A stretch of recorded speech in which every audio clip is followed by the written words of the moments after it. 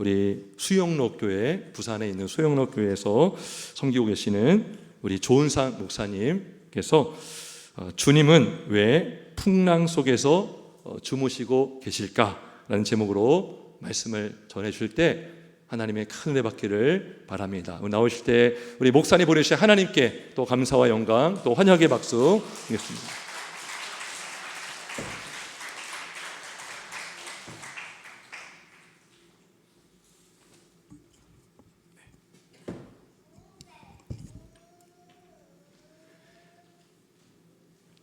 반갑습니다.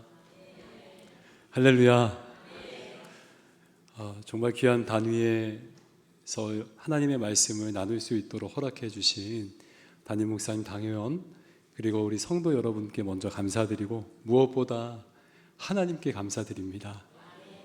우리 산성교회 성도 여러분 한 분 한 분, 그리고 그 가정마다 하나님의 은혜가 충만하시길 축복하고, 특별히 이 지역 가운데 정말 살아계신 하나님의 피난처로 귀하게 쓰임받는 우리 산성교회 모든 성도들 되시길 예수님의 이름으로 축원드립니다. 할렐루야. 우리 인생에는 전혀 예상치 못한 일들이 종종 일어나죠. 그 중에 내 힘으로 도저히 해결할 수 없는 일을 만나면 우리는 기도할 수밖에 없습니다. 그때마다 주님이 바로 응답해 주시고 또 해결해 주시면 좋은데 대부분 그렇지 않습니다. 기도해도 응답이 없고, 기다려도 주님의 일하심을 보지 못하고, 특별히 왜 이런 일이 내게 일어나는지 그 이유를 알 수 없을 때 고통은 가중되죠. 사실 오늘 본문의 제자들도 비슷한 상황을 마주했습니다. 예수님께서 날이 저물 때 바다 건너편으로 가자고 하셨고, 제자들과 함께 배를 타고 건너던 중에 갑자기 광풍을 만난 것입니다. 37절을 보시면 큰 광풍이 일어나며 물결이 배에 부딪혀 들어와 배에 가득하게 되었더라 라고 해요. 강한 바람과 성난 파도가 배를 마구 흔들어댔습니다. 큰 물결 때문에 배 안에는 순식간에 물이 차올라 침몰 직전까지 간 것입니다. 그런데 이상한 점은 주님이 계속 주무시고 계셨다는 거예요. 우리가 알고 있듯이 주님은 배 뒤편에서 잠을 주무시고 계셨어요. 38절 보니까 예수께서는 고물에서 베개를 베고 주무시더니 제자들이 깨우며 이르되 선생님이여 우리가 죽게 된 것을 돌보지 아니하시나이까니. 여러분, 제자들은 베테랑 선원들입니다. 바다에서 잔뼈가 굵은 사람들이에요. 어쩌면 태풍이란 태풍은 수도 없이 겪어본 항해 전문가들일 것입니다. 그런 그들이 지금 뭐라고 해요? 다 죽게 되었다. 이렇게 주님을 깨우고 있어요. 우리가 다 죽게 되었다. 주님 뭐 하세요? 라고 깨우고 있는 거예요. 그러니까 그 정도로 위급한 상황인데도 지금 주님은 주무시고 계셨다는 거죠. 아무리 바쁜 일정으로 고단하셨다고 해도 지금 성경에는 배 안에 물이 가득 찼다고 말하거든요. 배가 심하게 흔들려서 어쩌면 자칫 전복될 위험까지 있는 그런 지경인데 주님은 어떻게 계속 주무시고 계셨을까요? 분명한 것은 제자들이 주님을 찾을 때까지 주님은 깨지 않으셨다는 거예요. 성경은 그 이유를 말하고 있지 않지만 결과적으로 지금 주님은 그 시간들을 통해 제자들이 주님을 찾고 또 그 문제들을 해결받을 때까지 주님께서는 제자들을 가르치셨다는 거죠. 여러분, 주님은 때로는 우리의 삶에도 바로 개입하지 않으실 때가 있습니다. 기다리게 하실 때가 있어요. 우리 편에서는 너무 괴로운 시간이죠. 기다리는 것 여러분 지치죠. 인내하는 것 쉬워요, 안 쉬워요? 안 쉽죠. 어렵죠. 너무 어렵습니다. 그러나 분명한 것은 뭐냐면 우리 편에서는 괴로운 시간인데 분명한 것은 하나님 편에서는 분명히 우리의 삶에 하실 일들이 있다는 거예요. 할렐루야. 저는 오늘 본문의 제자들이 이 위기를 통과하면서 하나님께 어떤 레슨을 받았는지 두 가지로 여러분과 은혜를 나누기 원합니다. 첫 번째 주님이 주시는 교훈은 이것입니다. 우리 인생에는 하나님 외에 의지할 만한 것이 없다는 거예요. 우리 인생에는 하나님 외에 어떤 것도 의지할 데가 없다는 것이죠. 오늘 제자들의 고백, 제자들의 외침을 좀 유심히 살펴볼 필요가 있는데요. 제자들은 웬만한 풍랑으로는 끄떡하지 않았던 그런 베테랑들이었어요. 그런데 이번만큼은 달랐습니다. 평생 배 위에서 익힌 기술도 소용이 없었고 그들의 힘과 노하우도 아무 소용이 없었어요. 결국 그들은 주님을 깨울 수밖에 없었습니다. 위기를 통해 그들이 믿고 의지했던 것들이 아무 소용이 없음을 깨닫게 된 것이죠. 주님, 죽게 되었어요. 여러분, 그렇습니다. 교회를 오래 다니고 신앙의 연조가 쌓여도 우리가 자주 실수하는 것이 있습니다. 그것은 나도 모르게 내 힘을 의지하면서 사는 거죠. 내 실력이나 내 경험이나 내 노하우를 의지하려는 본성이 우리 안에 도사리고 있어요. 우리가 늘 하던 일이나 하던 사역이나 해왔던 것들을 어떻습니까? 그냥 우리가 늘 하던 대로 하는 경향이 있다는 거예요. 치열하게 하나님을 의지하고 하나님 매일 하는 사역이고 매일 하는 일이지만 하나님 내가 주님을 의지합니다 라고 그렇게 하나님께 매달리기보다 우리는 어떻습니까? 그냥 해왔던 거니까 내가 잘할 수 있는 거니까 그렇게 우리의 경험이나 노하우를 의지하게 된다는 거죠. 그래서 하나님께서는 우리의 삶에 어쩌면 위기를 허락하시는 경우도 있다는 거예요. 왜냐하면 하나님만 의지하라고, 늘 새로운 일처럼 하나님만 의지하라고. 사랑하는 성도 여러분, 세상적으로 보면 위기를 통해서 넘어지고 또 실패하고 이것도 안 되고 저것도 안 되는 그런 경우들을 우리가 보게 됩니다. 그런데 세상적으로 볼 때는 그것이 실패고 실수고 넘어진 것처럼 보이지만 하나님 편에서는 절대 아닙니다. 하나님 편에서는 지금 굉장한 레슨을 받고 있는 거예요. 어떤 레슨이에요? 그동안 내가 의지했던 것들, 이게 아무 소용이 없구나. 아무 소용이 없구나. 여러분, 성경에 하나님의 사람들이 받는 훈련이 무엇입니까? 다른 것이 아닙니다. 하나님만을 의지하는 훈련이에요. 할렐루야. 하나님을 의지하고 기다리는 훈련이죠. 기다리면서 여러 번의 실패를 통해서, 여러 번의 실수를 통해서 내가 스스로 문제를 풀 수 없구나, 내가 내 힘으로 이것을 해결할 수 없구나라는 것을 깨닫는 것이죠. 여러분, 다윗을 한번 생각해 보십시오. 여러분, 다윗 너무나 잘 아시죠? 그가 왕이 되기까지 얼마나 많은 우여곡절이 있었습니까? 다윗은 자신을 죽이려던 사울 왕을 피하려고 모든 방법을 동원했습니다.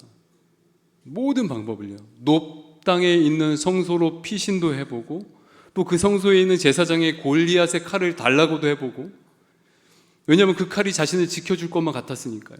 심지어는 블레셋 가드 땅으로 망명까지 해봅니다. 그런데 여러분, 그 모든 과정을 지나서 다윗이 깨달은 것은 뭐냐면 그 어떠한 곳도 안전한 곳이 없구나, 그 어떠한 곳도 나를 지켜줄 데가 없구나라는 것을 깨달은 거예요. 그리고 나서 다윗이 고백하는 고백이 시편에 두 군데가 나오는데 그중 한 군데가 34편 7절 말씀이에요. 시편 34편 7절 말씀, 너희는 여호와의 선하심을 맛보아 알지어다, 그에게 피하는 자는 복이 있도다. 다윗이 깨달은 거죠. 어디가 피난처라고요? 여호와 하나님이. 여호와 하나님. 사랑하는 성도 여러분, 우리가 위기를 만나면, 문제를 만나면 힘들고 지칩니다. 두렵기도 하고요. 그런데 정말 어려운 것은 뭐냐면 그 문제가 해결될 때까지 기다리는 거예요. 주님이 해결해 주실 때까지 믿음으로 버티는 것이 정말 쉽지 않습니다. 그래서 이것도 의지해보고 저것도 의지해보고 심지어는 옛날에 내가 의지해 왔던 것들을 꺼내들기도 합니다. 맞죠? 그런데 그 모든 것들이 도움이 되지 않아요. 심지어는 그것들 때문에 내가 실수하고 실패하고 넘어지기도 하는 거예요.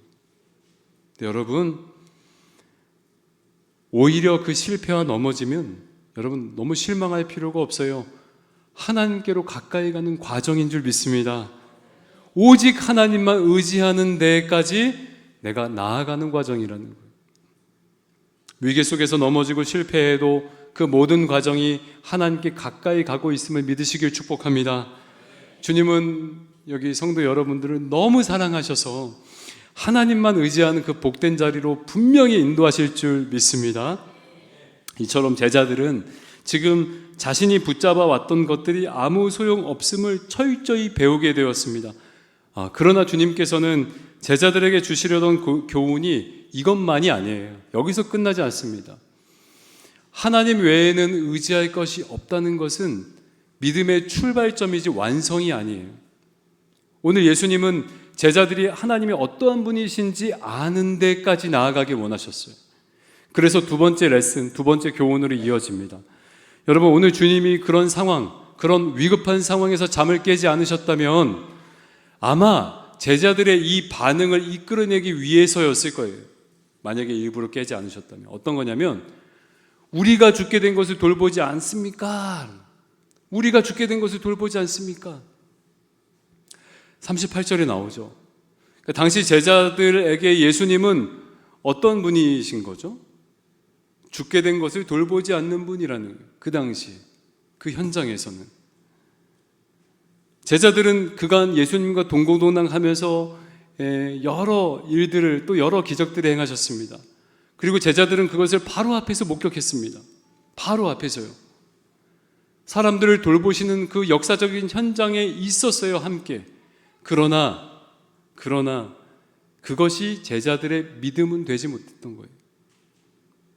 하나님이 어떤 분이신지 자신들이 실제로 경험하여 맛을 보지 못했기 때문이죠. 여러분, 믿음이란 무엇입니까? 믿음은 내가 믿고 의지하는 하나님이 어떤 분이신지 알고 붙드는 것이 믿음이에요. 할렐루야. 하나님께서 선하신 분이시라는 것을, 선하신 나의 아버지시라는 것을, 그리고 하나님께서 전능하신 분이심을 여러분, 우리가 알고 경험하여 알고 그것을 붙드는 것이 믿음이라. 어떠한 위기 상황 속에서도, 어떠한 문제가 찾아와도 내가 믿고 있는 그 주님에 대한 신뢰가 흔들리지 않으면 바로 그것을 우리는 믿는다라고 하는. 그래서 예수님이 누구신지 모르면, 예수님이 어떠한 분이신지 잘 모르면, 경험하여 알지 못하면 어떻습니까? 흔들리게 되는 거죠. 이랬다가 저랬다가, 이것 의지했다가 저것 의지했다가, 그러다가 끝내는 어때요?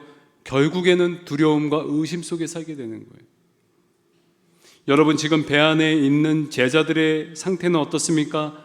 지금 제자들에게는 주님보다 뭐가 더 크게 보였죠? 바람, 파도, 그 배 안에 가득한 물이 더 크게 보였습니다. 그래서 주님은 이 두려워하는 제자들에게 한 말씀 하시죠. 40절 한번 보실까요? 40절 뭐라고 하죠? 이에 제자들에게 이르시되 어찌하여 이렇게 무서워하느냐? 너희가 어찌 믿음이 없느냐 하시니. 믿음이 있다는 거예요? 없다는 거예요? 없다는 거죠. 한계를 경험한 제자들은 그제서야, 그 위기를 만나고 나서야 자신들 안에 믿음을 찾고 있었던 거예요. 그런데 찾을 수가 없었죠. 왜요? 그들이 주님이 어떠한 분이신지 자신들이 맛을 보지 못했기 때문에 그래요. 자신들이 맛보아 경험해 보지 못했기 때문이죠. 여러분, 여기 수원에, 제가 수원에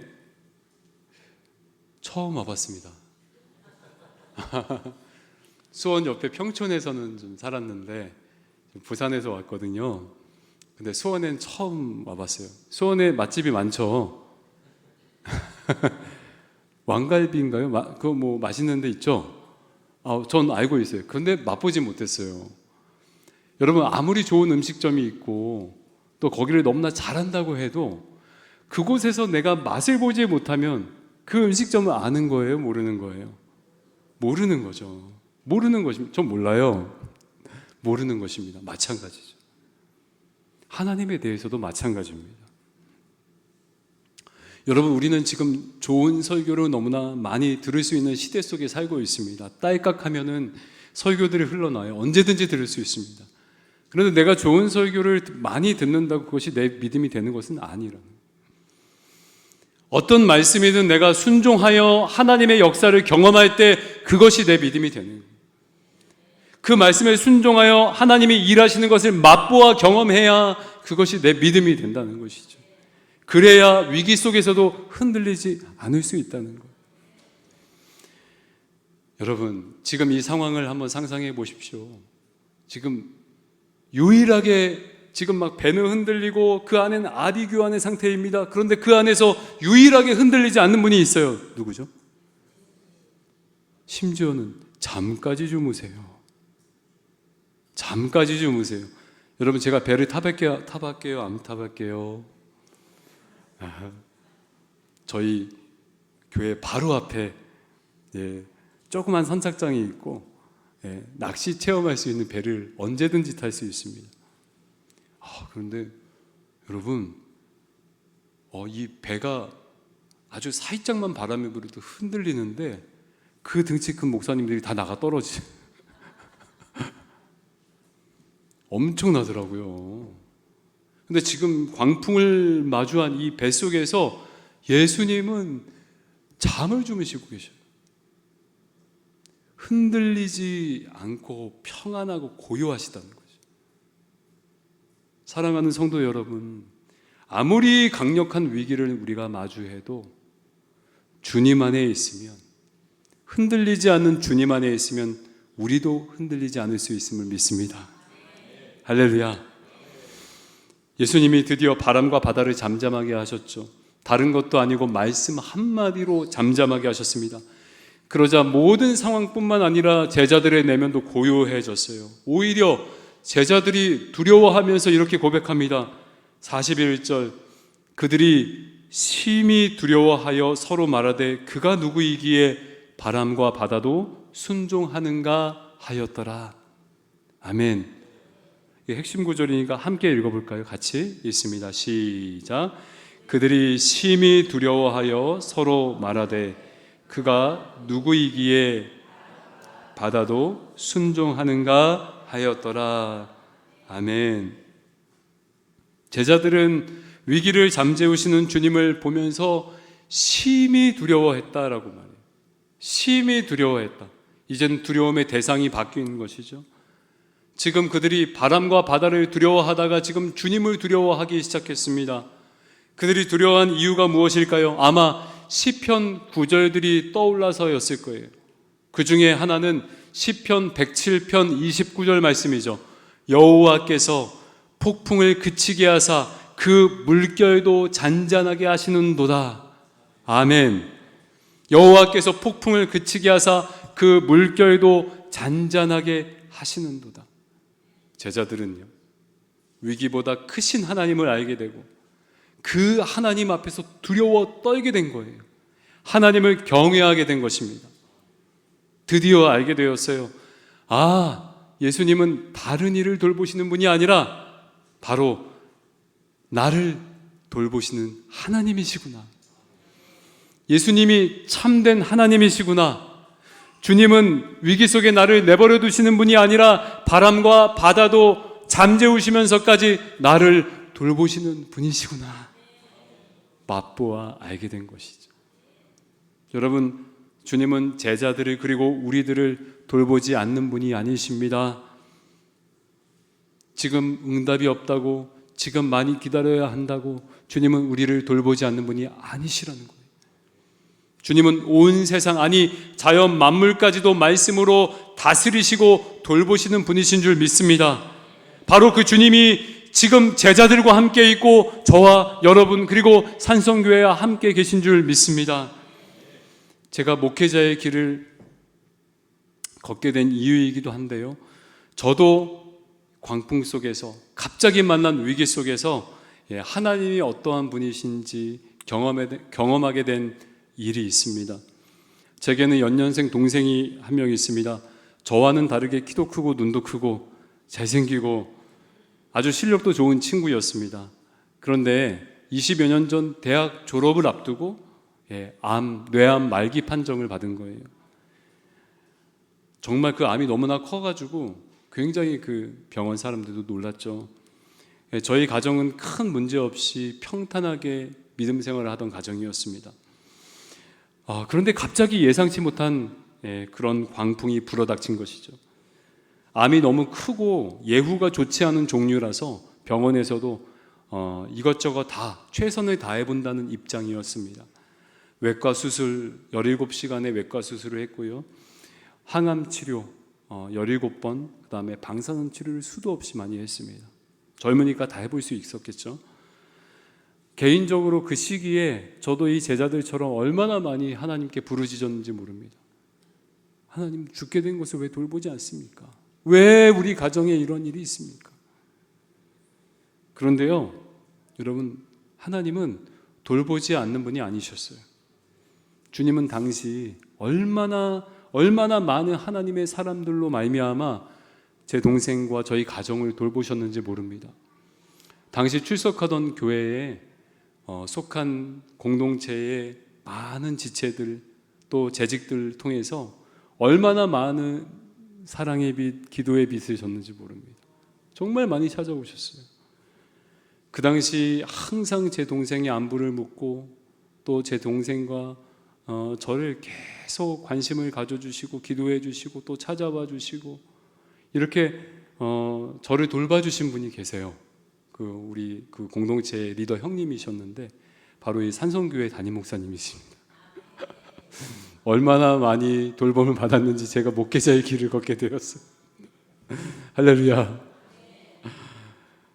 하나님의 돌보심 제가 그때 많이 경험했고 결국 기적 같은 하나님의 역사로 동생은 깨끗이 완치가 되었습니다. 지금 그 동생도 용인에서 목회의 길을 걷고 있어요. 그가 누구시기에 그 큰 암덩어리도 사라지게 하는가? 그가 누구시기에 죽음 가운데 꺼져가는 생명도 빛나게 살리시는가? 사람이 할 수 없다고 하는데 최고의 의료진들이 할 수 없다고 하는데 그가 누구시기에 살리시는가? 경험하여 알게 된 것입니다. 경험해서 알게 됐어요. 혹시 우리 가운데 인생의 풍랑 속에서 하나님의 부재를 느끼고 계신 분이 계실까요? 위기 속에서 하나님은 돌보지 않는 분이라고 그렇게 의심하며 살고 계신 분들이 혹시 계실까요? 사랑하는 여러분, 너무 걱정하지 마십시오. 주님은 우리를 항상 눈동자같이 지켜주시는 분이신 줄 믿습니다. 우리를 항상 돌보시는 분이신 줄 믿습니다. 아멘. 여러분들을 돌보지 않는 분이 아니에요. 여러분, 오늘 주님은 풍랑을 잠잠하게 하신 후에 어디로 가셨죠? 마가복음 5장에 나오죠. 거라사인의 땅입니다. 거라사인의 땅이에요. 그곳에는 아무도 관심 갖지 않았던 귀신 들린 한 사람이 무덤 사이에서 살고 있었어요. 너무나 비참한 삶을 살고 있었죠. 사람들은 그를 쇠사슬에 묶어서 내다 버렸지만 주님은 그를 만나주셨고 그를 고쳐주셨습니다. 더 이상 무덤 사이에 수치스러운 인생이 아니라 이제는 풍성한 생명 가운데 자유롭게 살 수 있는 인생이 되게 하셨어요. 그리고 주님은 그 일 때문에 그 지역 사람들에게 배척을 받아 다시 배에 오르셨어요. 결국 여러분, 주님은 한 사람 때문에, 그 귀신 들린 한 영혼 때문에 그 위험천만한 광풍이 불어닥치는 그 바다를 건너신 것이죠. 그 무덤 사이에 사는 그 한 영혼을 돌보시려고. 사랑하는 성도 여러분, 주님이 그 무명의 한 사람을 포기하지 않으셨다면 어찌 저와 여러분들을 위기 속에 내버려 두시겠습니까? 절대 아니죠. 절대 아닙니다. 주님은 우리를 돌보시는 분이세요. 연약한 인생을 돌보시고 또 그 연약한 인생이 새로운 삶을 살게 하시는 분이십니다. 우리의 인생에 갑자기 불어닥친 그런 위기, 그런 문제들, 그 문제들 때문에 우리는 두려워할 수 있지만 주님은 어때요? 그 폭풍을 뚫고 우리에게 찾아오시는 분이세요. 할렐루야. 여러분, 아마 제자들이요, 거라사인의 땅에 갔다가 그 일 때문에 그 귀신 들린, 군대 귀신 들린 그 광인을 고쳐주신 일 때문에 다시 배 타고 돌아가실 때 제자들은 아마 그 배 안에서 예수님의 얼굴을 봤겠죠. 예수님이 한 영혼을 살리신, 한 영혼을 자유케 하신 그 만족감, 그 기쁨이 서린 얼굴을 제자들은 보았겠죠.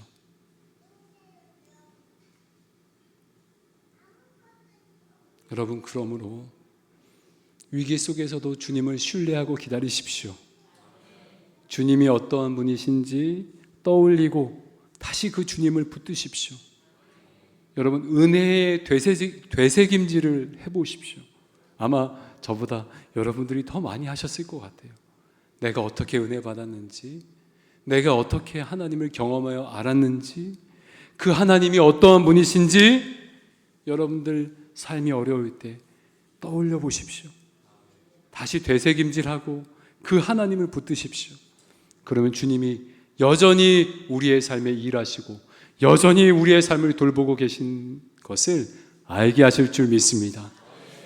말씀을 마치겠습니다. 여러분, 매주 좋은 말씀을 듣는다고 자동으로 내 믿음이 성장하는 것은 아니에요.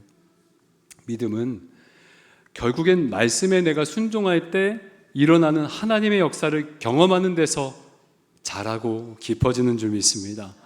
오늘 광풍 속에 제자들에게 주님이 가르치신 것도 바로 이것이죠.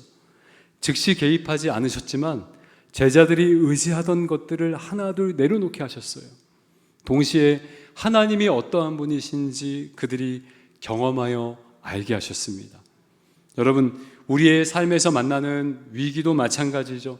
그 시간 속에서 내가 붙잡고 있던 것들을 하나님께서 드러나게 하실 거예요.